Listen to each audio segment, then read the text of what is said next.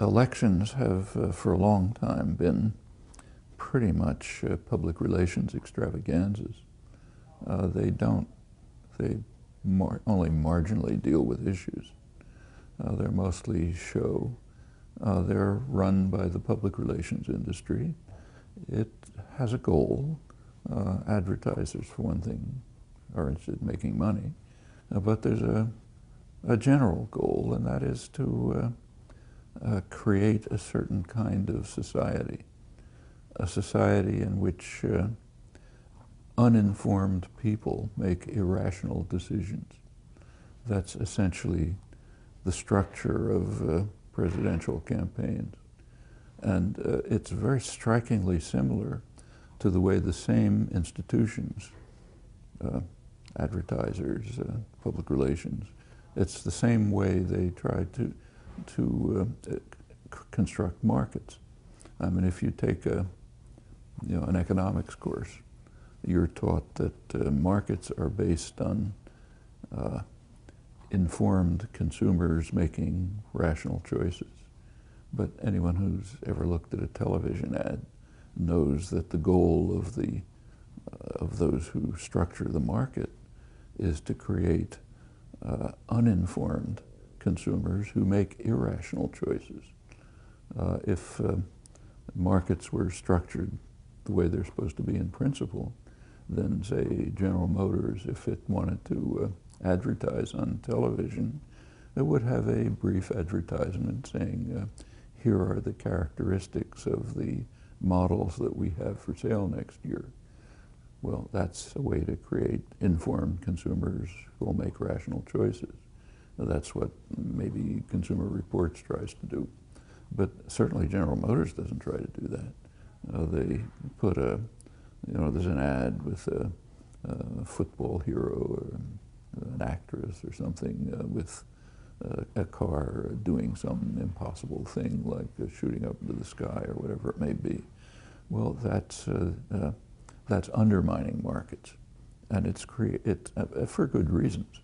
That's the way you create wants.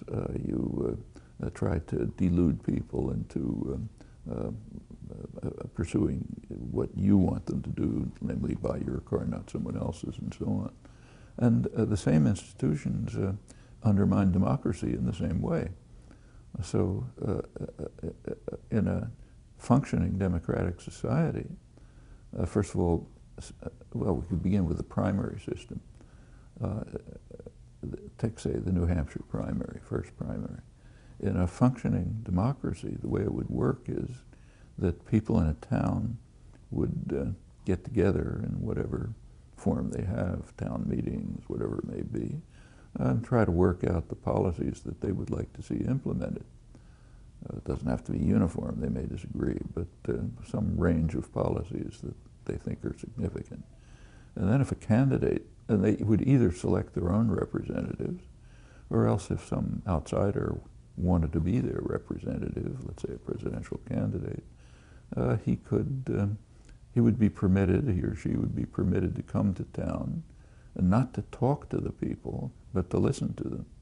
They would say, look, here's what we think ought to be done. And if you can convince us that you're going to do those things, maybe we'll vote for you. But you should be recallable if you don't do those things. I mean, that would be a functioning democratic society. We do it quite differently. The candidate comes to town with his PR apparatus. They try to organize people to come and listen to him. He then gives them a canned speech written by his speechwriters, which are designed through focus groups and others to appeal to people. They may have absolutely nothing to do with his intentions or goals, if he even has any. He may not. And then people are supposed to say, okay, we'll vote for you. That's the first step in undermining democracy. The next step is when you go into the electoral campaign itself, and what you have is by now multi-billion-dollar campaigns based heavily on advertising, and advertising has its usual goals, not to inform people, but to delude them into following certain paths. And anyone who's paid attention to a presidential campaign sees this all the time. Furthermore, the advertising industry is completely aware of it. So, for example, after Obama's victory in 2008, the advertising industry, they give an award every year for the best marketing campaign of the year. They gave it to Obama. He beat out Apple Computer that year, meaning he was able to delude the population better than Apple was, meaning not just the person, but the whole PR apparatus that surrounds him. And in fact, if you look at the business press after that, say the London Financial Times, main business journal in the world daily, well, they quoted an article quoting executives who were euphoric about the new style of marketing that had been developed and how it would change the atmosphere in corporate boardrooms and so on. Well, yeah, they grasp what's happening. People who say they're disillusioned because the promises weren't met are misleading themselves.